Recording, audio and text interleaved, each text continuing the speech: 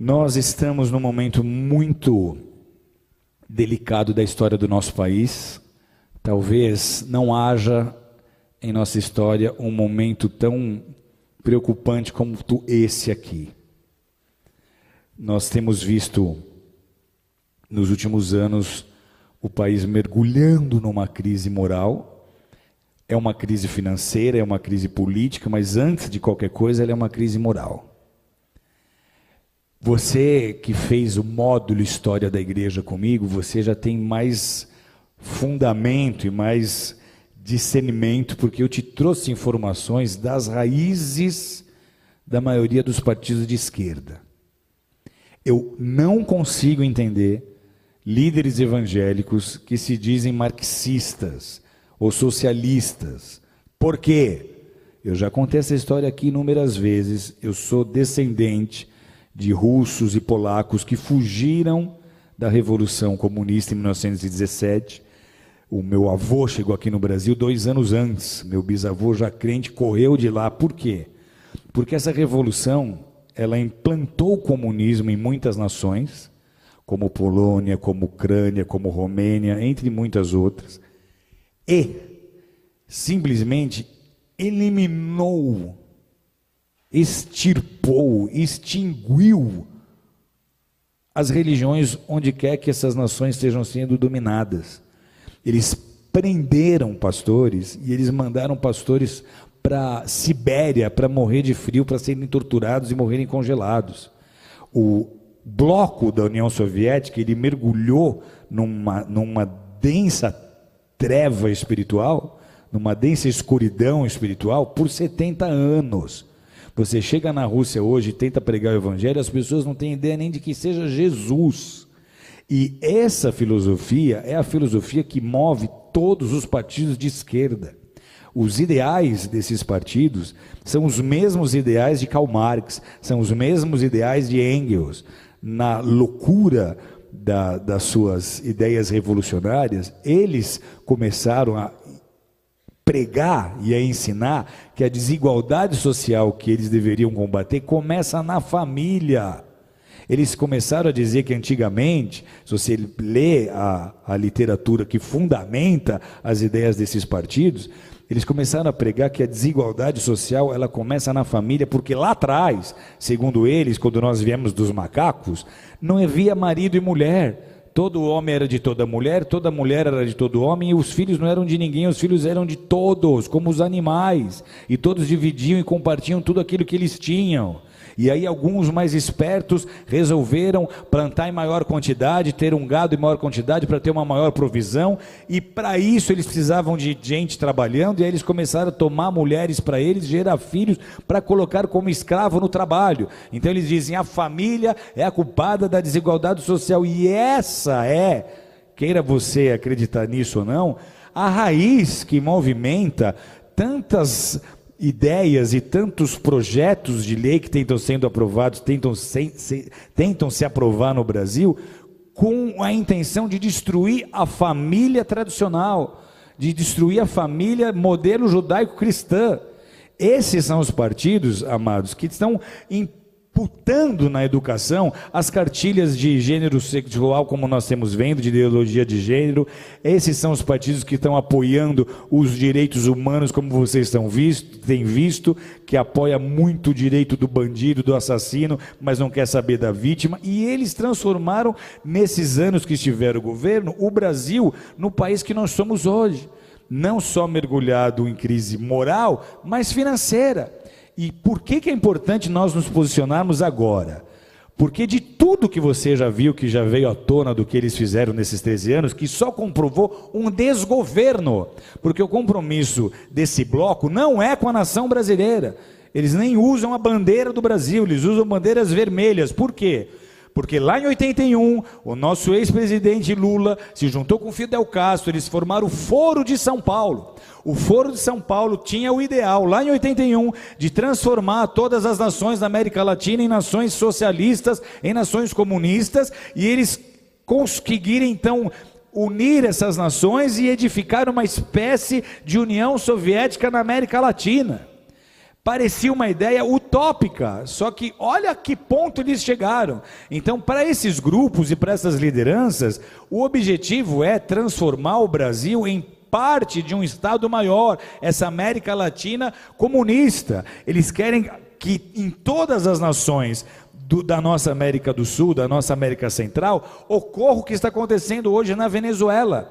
E esse seria o caminho se nós não tivéssemos vivido as interrupções que nós vivemos. Por que é um desgoverno? Porque os nossos presidentes passados não governaram com o interesse de beneficiar o Brasil, mas eles usaram dos nossos próprios recursos para construir porto em Cuba, para ajudar países na Bolívia, para ajudar países que têm a mesma mentalidade que eles.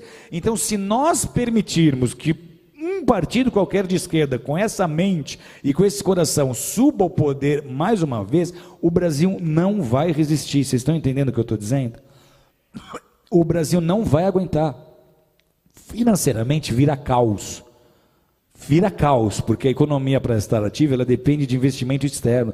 Os investidores não vão botar dinheiro num país em que eles não têm confiança, ok? Então, se sobe um líder de um partido desses e ele tenta botar um bom ministro da Fazenda para tentar convencer os investidores de que tudo vai dar certo, isso não vai funcionar. Vocês estão entendendo ou não? Então, vira caos. A grande preocupação qual é? Se esse governo agora, essas eleições agora, sobe um partido como esse, a crise que nós estamos vivendo, ela é tão séria que a gente teme de verdade até uma revolução, porque vai ser muito fácil as pessoas do centro, oeste, sul e sudeste não aceitarem esse governo.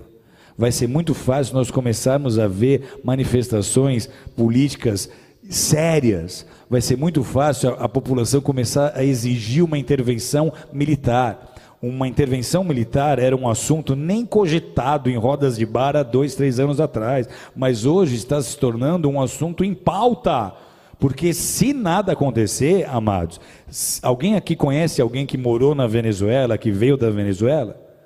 A Venezuela, até muito pouco tempo atrás, era um país próspero. Eles têm petróleo. Sabe o que falta hoje na Venezuela? Falta papel higiênico.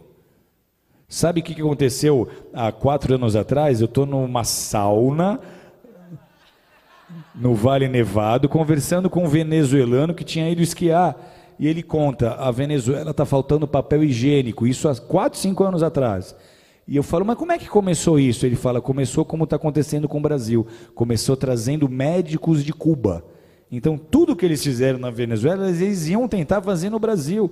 Se nós dermos a oportunidade deles subirem ao governo de novo, não será mais como foi da primeira vez. Você não vai ver o Lulinha paz e amor. Você vai ver o Lulinha revolucionário que vai tentar implantar o modelo político que ele acha que é o melhor para o Brasil. Sabe o que acontece com a igreja num cenário como esse? Tem ideia ou não? Primeiro, os nossos valores já estão sendo desprezados. Nós, para eles, somos o ópio do povo. Eles não veem valor naquilo que nós fazemos. O marxista raiz, ele é ateu. O evangelho para ele não significa nada. Ok? Então, para a igreja, esse é o pior cenário possível. Deus está no controle, sempre esteve, sempre estará. Mas a gente transforma uma nação com oração e com consciência na hora de votar. Amém? Então, o que eu disse ontem aqui? Votem nos candidatos que vocês simpatizarem, que vocês acharem que tenha a sua representatividade, mas que sejam honestos, que sejam ficha limpa, porque não vai ter mudança se vocês continuarem votando nas mesmas pessoas, ok? Está na hora de renovar, procura avaliar quem que você vai votar, se vale a pena, está envolvido em escândalo, não está, comprovadamente roubou, não roubou, é corrupto, não é corrupto. Vote só em quem é ficha limpa. Que mais? Pela primeira vez nesses anos todos, nós temos um candidato que realmente tem chances concretas de interromper esse ciclo. Com tudo que nós vimos acontecendo com Lula preso e com todo o desprezo que a classe média tem tido pelo PT, é incrível como as chances do PT reeleger um presidente são reais e concretas, ou o PT ou algum partido de esquerda aliado ao PT. Então, seja o Haddad, seja o Ciro, qualquer um deles que tiver o mesmo coração, que fizer parte desse bloco, que fizer parte do Fórum de São Paulo, nós teremos as mesmas dificuldades a serem enfrentadas. Estão entendendo comigo ou não?